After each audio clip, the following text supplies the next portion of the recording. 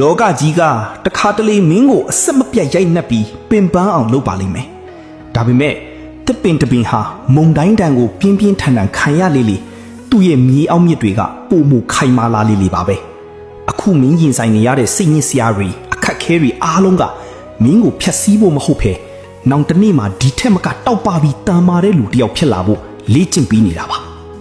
အလေးလေးအကွေကွေဖြစ်နေတဲ့ဂျားကပဲနေ့တိုင်းရုန်းကန်ကြော့ဖြတ်နေတဲ့မင်းရဲ့စူးစမ်းမှုကိုကိုဂုဏ်ယူလိုက်ပါ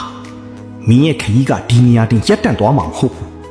စိတ်အေးထားပါအသက်ဝဝရှူပါကောင်းကောင်းအိပ်စက်အနားယူပြီးမနှက်ခင်းတက်မှာပူမှုထက်တန်တဲ့ခြီလိုင်းတွေနဲ့အစကပြန်ဆလိုက်ပါမင်းစိတ်ကူထားတဲ့အောင်မြင်မှုတွေပျော်ရွှင်မှုတွေကမင်းနဲ့မလန်းမကမ်းမှာစောင့်ကြုံနေပါတယ်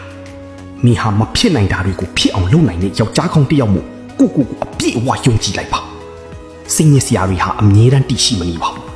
အချင်းတန်ရင်အားလုံးပြီးဆုံးသွားမှာမို့အားတင်ထားပါမင်းပြီးမှအမြဲအားပေးနေမဲ့သူတွေရှိတယ်ဆိုတာမမိပါနဲ့ရဲရဲဝံ့ဝံ့ရှိစက်လိုက်ပါ